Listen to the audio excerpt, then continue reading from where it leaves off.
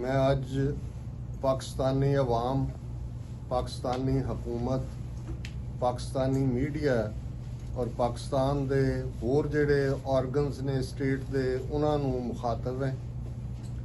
बड़े अफसोस की गल है कि अज जो कुछ दिल्ली दे दुआले हो रहा है, जिथे 5 लाख सिख पंजाबी किसानां ने आके दिल्ली नूं घेरिया होया है 5 एंट्री पॉइंट्स दे उत्ते, इस बारे पाकिस्तान वालों हमायत तो दूर की गल, उस दे मीडिया ने इस प्रति कोई बहुता ध्यान भी नहीं दिता और इसकी कवरेज भी नहीं की।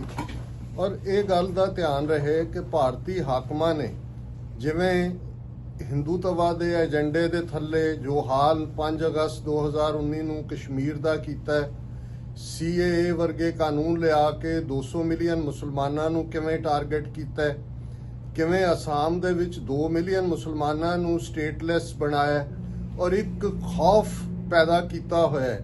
और सिख खलोते ने उस हिंदूत्व की आइडियोलॉजी नूं चैलेंज करन लई कल्ला दिल्ली दे विच नहीं, दुनिया भर च डायस्पोरा सिखां ने इस मुद्दे दे उत्ते आवाज़ बुलंद की है। Canadian prime minister Justin Trudeau farmers agitation के हक च नितरे ने। इंग्लैंड के 39 मैंबरस ऑफ पार्लीमेंट ने जिहड़ा अपने सैकटरी ऑफ स्टेट नूं चिट्ठी लिखी है।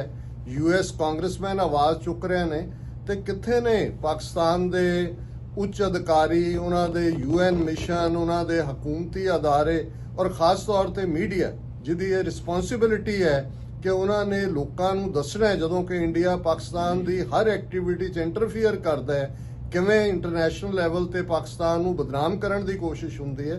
सो अज 30 मिलियन सिख कौम के बिहाफ ते मैं गुजारिश करदा कि एक गल ध्यान रहे, a friend in need is a friend in deed. तुसीं करतारपुर साहब का कॉरीडोर खोलिया है, समुची सिख कौम दे तुसीं दिल जिते ने, इतिहास सिरजिया।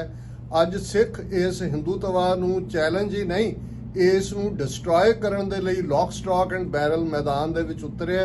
प्लीज़ खुल के हमायत करो। जे सरकारी लैवल ते तुहाडे बाहरले अदारे ह्यूमन राइट्स का मुद्दे दे नूं आधार बना के चुक सकते हैं। पाकिस्तान च सिख वसदे ने, पाकिस्तान च साडा मक्का मदीना है, तुहाडा उन्ना ही हक है सिख इशूज़ ते गल करन दा जिन्ना कि कनेडा दा। तुहाडा किते मच मोर है रादर, कनेडा च तां साडी कोई हिस्टरी नहीं है। सो मैं समझदा है भी बहुत बार इतिहास चों पल याद रखे जाते हैं जदों कौमां दी मदद वो लोग करते हैं जिहड़े हैव हुंदे ने। असीं हैव नॉट हैं, साडे कोल मुल्क नहीं है, पर असीं तुहाडी गुडविल ते काउंट करते हैं। इमरान खान साहब, जनरल बाजवा, तुहाडे जैसचर जिहड़े करतारपुर साहब कॉरीडोर अज गुरुद्वारियां दी सांभ संभाल लई ने, इन्हां ने कौम दे दिल जिते ने। पर आओ साडी हमायत ते नितरो, जिस भी ढंग नाल तुसीं गल कर सकदे हो, सिख कौम नूं हमायत दे सकदे हो, दिओ। ये अज इतिहास सिरजिया जा रहा है और तुसीं इतिहास की ठीक साइड ते होने चाहिए हो। असीं खालिस्तान पाकिस्तान हमसाए मुल्क हैं, साडियां सारियां सांझां ने और ये तुहाडी हमायत असीं हमेशा याद रखांगे।